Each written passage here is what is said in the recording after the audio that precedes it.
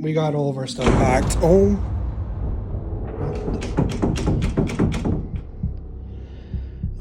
my gosh. Okay. Yeah, we're out here.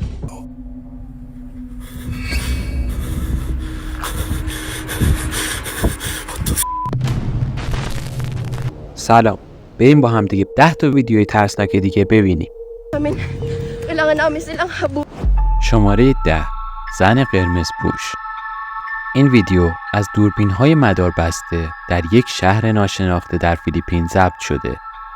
یک زن با یک کاپشن قرمز دیده میشه که در یکی از خیابون‌های شهر قدم میزنه. اما تصویر دوربین مداربسته کم کم عجیب میشه. Ang galing doon sa mga ito sa may Maligayas ka dyan. Yan ang mabuti sa mga lang ito. Ang tanya. Ayan, glitch doon. Sira yung CCTV natin. Yun na. Pag-check kay Sanchez yung CCTV, bakit ganyan? Wala yung ulo. Matingin ng bangka? همونطوری که توی کلیپ دیدین به نظر میرسه که توی این ویدیو اتفاقات عجیب و غریبی داره میفته و به نظر میرسه که سر این زن چندین بار به طور مداوم محو میشه و حتی در ادامه ویدیو سر این زن به طور کامل محو میشه. اما باید بهتون بگم که یک خرافات عجیب و غریب توی فیلیپین وجود داره که میگه اگه سر کسی توی تصویر یا فیلم ظاهر نشه این به این معنیه که اون شخص به زودی اتفاق وحشتناکی واسش میفته و جون خودش رو از دست میده و این ویدیو در دقایق بعدی کاملا وحشتناک میشه و اتفاق کاملا بدی برای اون میفته. Ayun no, bilis. Ayun, nawalan ng tayo.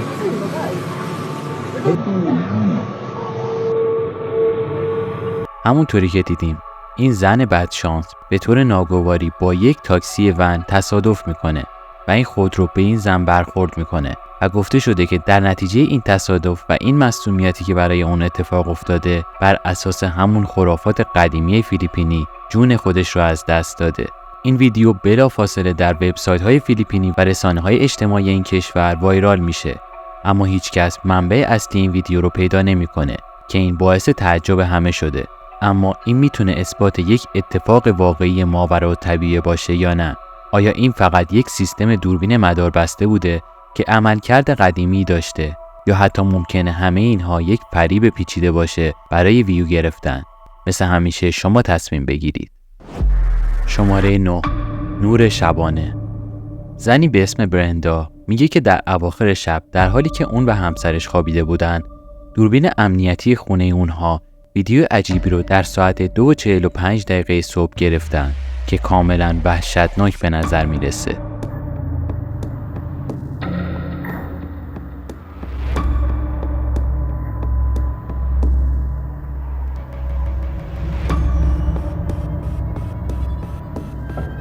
سگ خانوادگی اونها ناگهان متوجه نوری میشه که از اتاق داخل راهرو به چشم میخوره و توی این ویدیو به نظر میرسه که چهره کمرنگ از درب این اتاق بیرون میاد و برای یک لحظه ناپدید میشه و بعد از اون به نظر میرسه که یک چهره سایه‌دار در اندازه یک کودک قبل از ناپدید شدن توی راهرو ایستاده. این سایه سیاه رنگ درست به اندازه اون سری بود که از پشت در بیرون اومد و ناگهان غیب شد. همونطوری که صورت کمرنگ دوباره از در بیرون میاد و سر خودش رو به داخل اتاق میبره.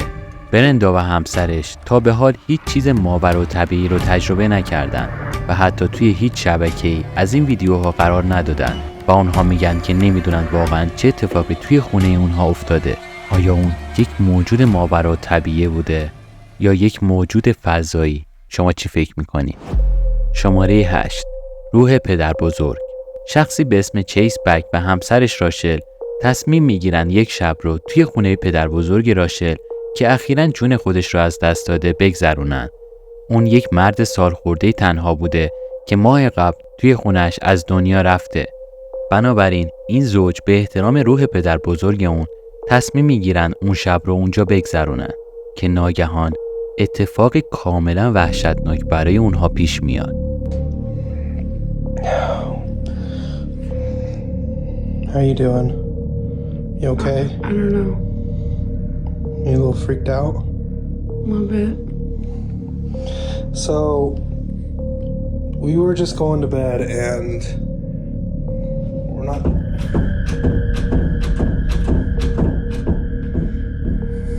Let me just show you.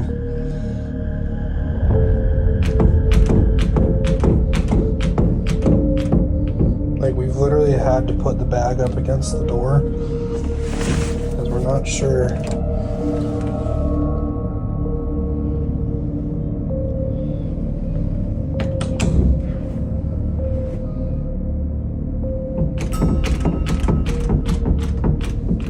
And like, we're literally just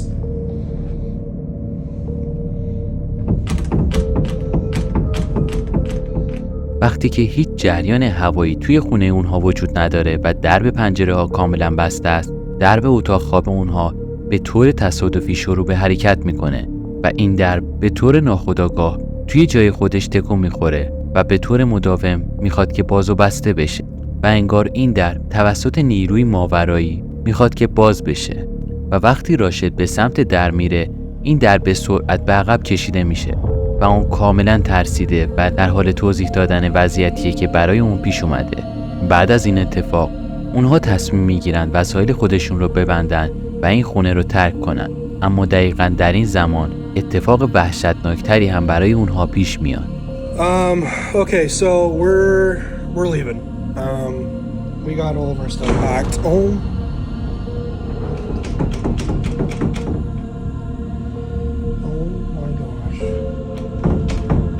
Okay, yeah, we're out here. Rachel's already in the car. I'm leaving, like, I don't know what's going on. در حالی که اون داشته چمدون‌های خودشون رو جمع می‌کرده، درب اتاق خواب درست پشت سر اون بسته میشه و وقتی اون به سمت در میره، دوباره این در خیلی سریعتر از قبل شروع به حرکت به جلو و عقب میکنه.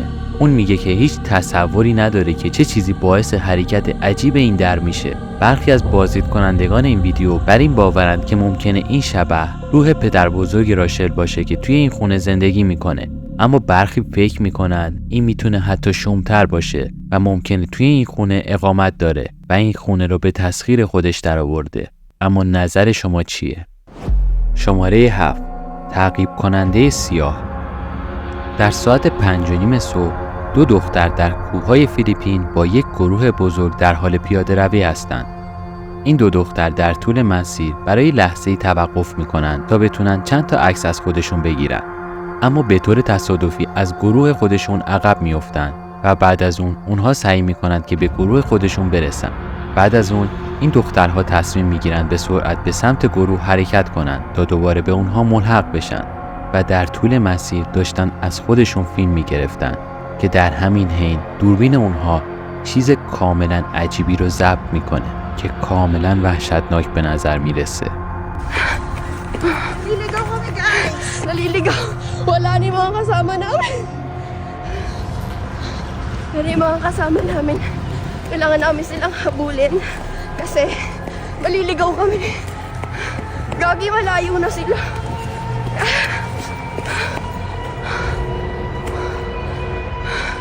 Wala na.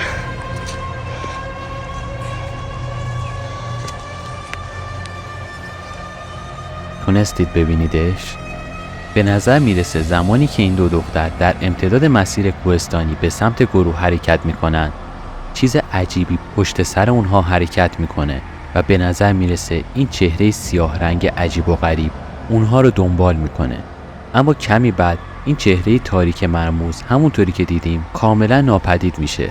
دختری که این فیلم رو ارسال کرده میگه اون و دوستش کاملا تنها بودن و اونها تصوری ندارن که این چه کسی یا چه چیزی میتونسته باشه. اونها میگن زمانی که بعداً ویدیوی خودشون رو تماشا کردن متوجه این چهره سیاه رنگ شدن که دنبال اونها بوده. بنابراین شما چی فکر میکنید؟ آیا فقط یک نفر توی جنگل دنبال اونها افتاده یا این میتونه یک موجود ماورا طبیعی باشه؟ پس تصمیم گیری رو بر عهده شما میگذارم. شماره 6. کمپر. توی این ویدیو شخصی به اسم برندا که با ماشین کمپر خودش در برخی از مکانهای عجیب و غریب بسیار خطرناک در سراسر انگلیس کمپ میکنه این ویدیو رو گرفته توی این ویدیو اون تصمیم گرفته یک شب در یک دهکده ساحلی به اسم جی ویکن اسکس انگلستان اردو بزنه. نکته‌ای که وجود داره اینه که این شهر به عنوان یکی از فقیرترین شهرهای انگلیس شناخته میشه و به عبارت دیگه میزان جرم و جنایت بسیار بالایی داره و باید بهتون بگم که در واقع اینجا اصلا مکان امنی برای اردو زدن برای یک شب توی ون نیست.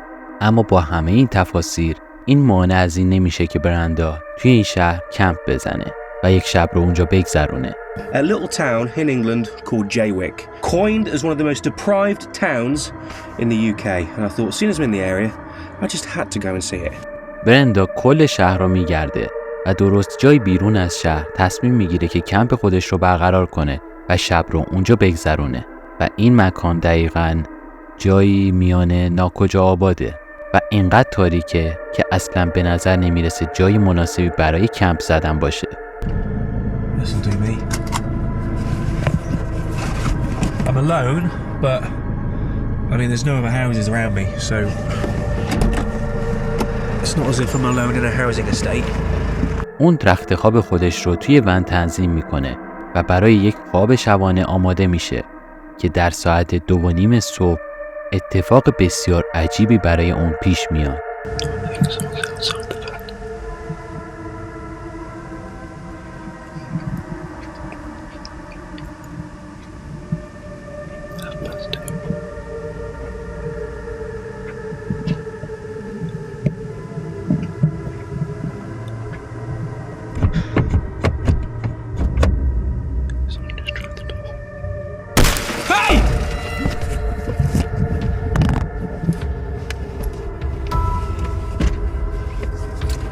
Right, whoever the that was has now gone.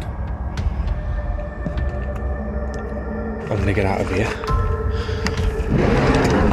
Oh my god.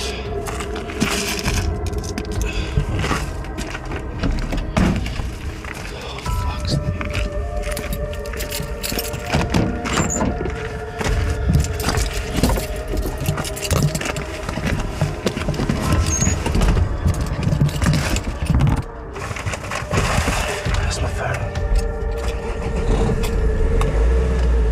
شخصی با یک چراغ قوه در اطراف ون اون شروع به حرکت میکنه و سعی میکنه درب ون اون رو باز کنه و بعد از اون زمانی که موفق نمیشه سعی میکنه پنجره ماشین اون رو خرد کنه تا به داخل بیاد.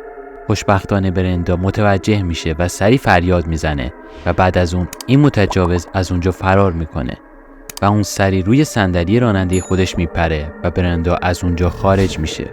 اکنون جون اون کاملا در ایمنی کامله، اما بدیهیه که اتفاقات بسیار عجیبی که برای اون افتاده اون رو بسیار متزلزل کرده و اون تصمیم میگیره که نه تنها این شهر رو ترک کنه بلکه تمام شب رو که فاصله 3.5 ساعت تا خونش داره رانندگی کنه تا به خونه خودش برگرده. I just, quite frankly, just wanted to go home. I was really,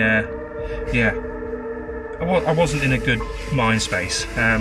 After cleaning a little bit of broken glass from my driver's seat and the dashboard, you'd be surprised how far glass goes when it smashes. I've been finding little bits everywhere, but the van was in no fit state to continue camping in, and nor was my headspace, should we say. So I made the long journey back home. I think it was a good 3.5 hour drive back to my house in Shrewsbury. Got there just before sunrise. Not a pleasant drive to say the least. بعد از این اتفاقی که برای اون افتاده و با وجود این اتفاق ترسناکی که برای اون پیش اومده، اون باز هم تصمیم میگیره ماجراجویی خودش رو ادامه بده و توی کانال یوتیوب خودش اون رو با بقیه به اشتراک بگذاره و این کاوش‌های اون با کمپ خودش در مکان‌های ناشناخته هنوز ادامه داره. شماره 5. خانه وحشت. یک پسر جوان به اسم کارتر به یک خونه اجاره‌ای کاملاً مبله جدید نقل مکان میکنه، اما بعد از اینکه به اونجا میره اتفاقات بسیار عجیب و غریبی برای اون میفته و صداهای عجیب و وحشتناکی رو میشنوه و در اواخر یک شب در حالی که روی تخت خواب خودش خواب بوده صدای وحشتناکی رو میشنوه که به نظر میرسه کسی در اتاق نشیمن اون روی پیانو ضربه میزنه و اون متوجه این صدا میشه.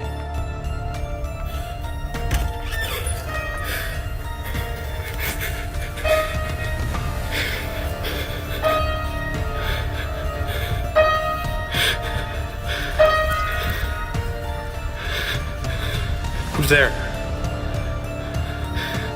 بعد از اون کارتر تصمیم میگیره تا روی مبل اتاق نشیمن خودش بخوابه تا راز اتفاقی که برای پیانوش افتاده رو بفهمه و همونطوری که حدس میزنید این اتفاق اصلا خوب پیش نمیره. Dude, what the به طور ناگهانی صندلی پیانوی اون توی جای خودش حرکت میکنه و کارتر از این اتفاق شوکه میشه. برای همین تصمیم میگیره تا خونه خودش رو ترک کنه و بره تا در کنار دوست خودش بمونه. اما زمانی که در حال ترک کردن خونه خودشه اتفاقی واسش میفته که به طور تصادفی این فیلم رو میگیره.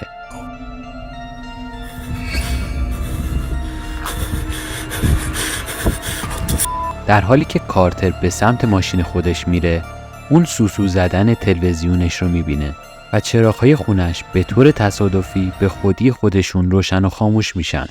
اکنون افرادی که این فیلم رو دیدن میگن واقعا اگه تسخیر شده چرا اون از اونجا بیرون نمیره؟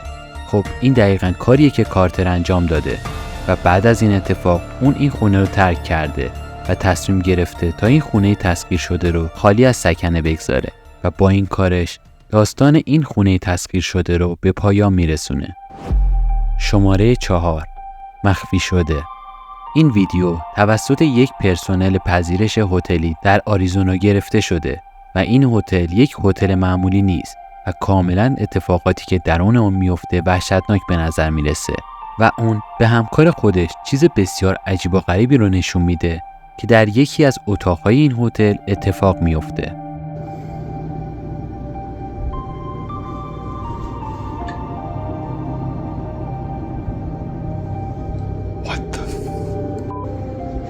Nah. Yeah,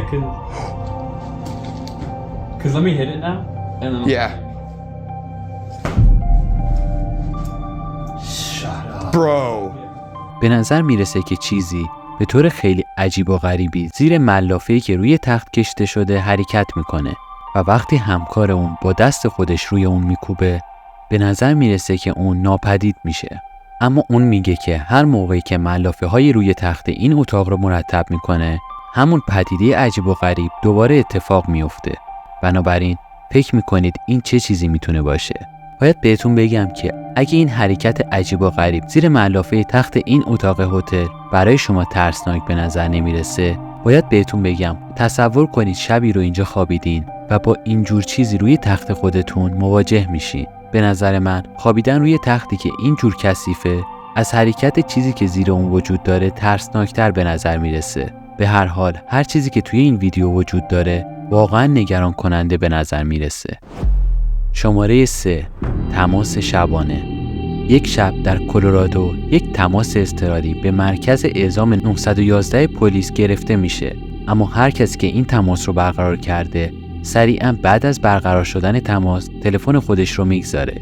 بنابراین اپراتور 911 تماس رو ردیابی میکنه و متوجه میشه که از یکی از باغ‌های یادبود امپریال بوده و چیز ترسناکی که اینجا وجود داره اینه که این باغ‌های یادبود امپریال به عنوان یک خانه تشییع جنازه توسط یک گورستان 80 ساله احاطه شده و در ساعت 3 صبح نباید کسی اونجا حضور داشته باشه. بنابراین هیچ کس نباید تو اون ساعت اینجا حضور داشته باشه. بعد از این اپراتور 911 سعی میکنه تا تماسی رو دوباره با اون فرد برقرار کنه تا اطمینان پیدا کنه که همه چیز کاملا خوبه، اما متاسفانه کسی به این تماس پاسخی نمیده و این دقیقاً چیزیه که اپراتور 911 میشنوه.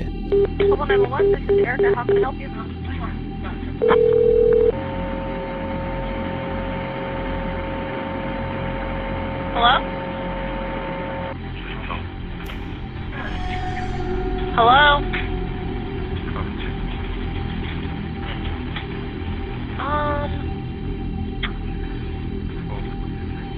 Hello?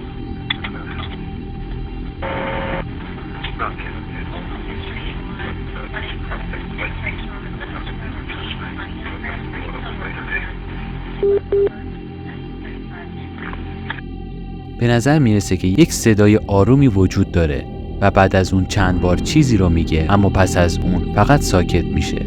بعد از این اتفاق اپراتور 911 بر اساس دستورالعمل‌هایی که وجود داره چند مأمور پلیس رو برای بازدید از این خونه قدیمی که درون اون مراسم تشییع جنازه برقرار میشه ارسال میکنه. اما وقتی که مأموران به اونجا میرسن این خانه تشییع جنازه رو پیدا میکنن و اما تمام چراغ‌های اونجا خاموش بوده و هیچ کسی درون این خونه نبوده. بعد از این سعی کردم تمام صداهایی که توی این ویدیو وجود داره رو تا حد زیادی تمیز کنم و صداهای اضافی رو حذف کنم، اما چیز زیاد عجیبی درون اون وجود نداره.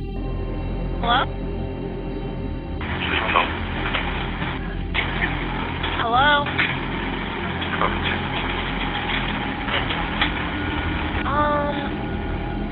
پس به نظرتون چه کسی با مرکز پلیس تماس برقرار کرده و چه چیزی میخواسته بگه؟ تصمیمش با شماست. شماره 2. کمین در تاریکی. مردی در جنوب ولز میخواسته در یک صبح خیلی زود چهارشنبه با اتومبیل خودش به محل کارش بره و این دقیقاً قبل از ساعت 5 صبح بوده و هنوز همسایه‌های اون کاملاً خواب بودن و هیچ کس دیگه در اطراف اون مرد نبوده و اون متوجه چیز غیر عادی نشده. اما دقیقاً در همون شب در حالی که این مرد از طریق دوربین مداربسته امنیتی خونه خودش در حال بررسی فیلم‌ها بوده، چیزی رو میبینه که واقعا ترسناک به نظر میرسه و لرزه به تمام تن اون میندازه.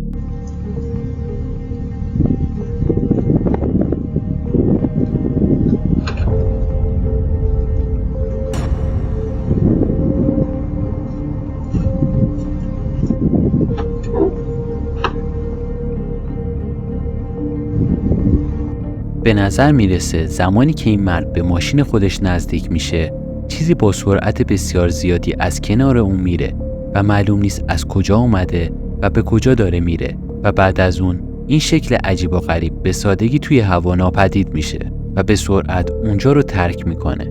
اکنون بعد از بررسی دقیق‌تر متوجه میشیم که این جسمی که بسیار عجیب و غریب حرکت میکنه یک خطای لنزی نیست و با توجه به اینکه این فیلم کاملا با کیفیته فکر نمی کنم که این نوعی خطای فشرده سازی در هنگام ضبط باشه و به نظر این یک شکل عجیب و غریبیه که معلوم نیست از کجا اومده و به کجا داشته میرفته. بنابراین این هر چیزی یا هر کسی که بوده چیز کاملا عجیب و غریبیه. در مورد این ویدیو شما تصمیم بگیرید. شماره 1. ویدیوهای جالب و ترسناک. من توی این فیلم هایی که آخر هر ویدیو واسهتون قرار میدم اتفاقاتیه که کاملا ترسناک شروع میشه اما بعد از اون کم کم کاملا مسخره میشن و با صحبت‌های عجیب و غریبی که توی اونها اتفاق میفته کاملا عادی به نظر میرسن. توی ویدیوی اول یک تیک تاکر در دالاس چیز عجیبی رو توی خونه خودش تجربه میکنه اما اون به جای تعقیب و گریز با تلفن خودش کار کاملا عجیبی رو انجام میده. Come on, where you hide her stuff at? Mama, where's my Gucci? Oh, it's a ghost in her. No, I'm not. Come on, Janae. Come on, Janae. Janae, come on. Janae, come on, free. Come on. Janae, come on. It's a ghost in this mother. توی ویدیوی بعدی این اتفاق برای فردی توی یک کشور در جاده نامعلوم اتفاق میفته و در جایی که هیچ ماشین دیگه ای نیست. باید بهتون بگم که این جور شوخی ها رو هیچ موقع با کسی که رانندگی انجام میده انجام ندین.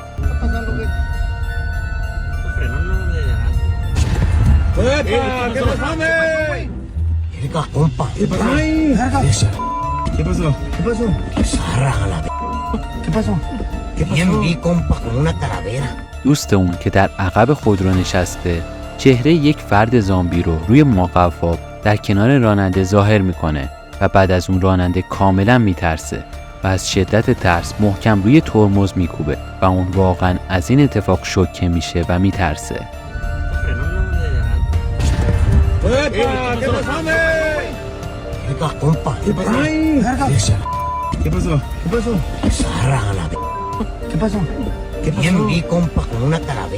من توی ویدیوهای قبلی واسهتون فیلم‌هایی رو قرار دادم که فردی سعی میکنه والدین خودش رو از راه‌های مختلفی بترسونه، اما این یکی ویدیو کاملا متفاوته، چون که توی این ویدیو یک تیک تاکر سعی میکنه همسر و بچه خودش رو با روش‌های بسیار عجیب و غریبی بترسونه.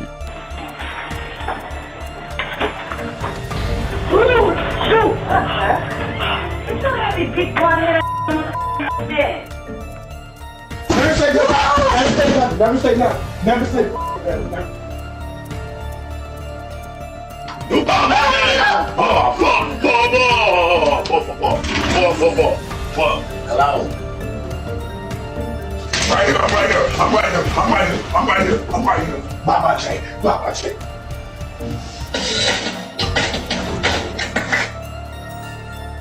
Bro, what you doing, man? What you doing? This too damn loud, bro. اما توی این یکی ویدیو این تیک تاکر اتفاقی واسش میفته تا بتونه کارهایی که با بقیه میکنه رو کمی خودش تجربه کنه و از طعم ترسیدنی که برای بقیه به وجود میاره کمی خودش بچشه.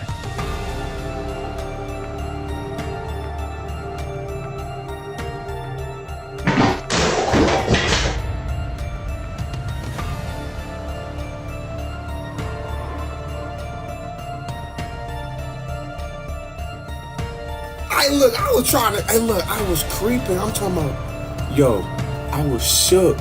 What would you would have done? Hell, y'all gonna peek around the corner for real. The Look, I was scared too. I just ain't show it.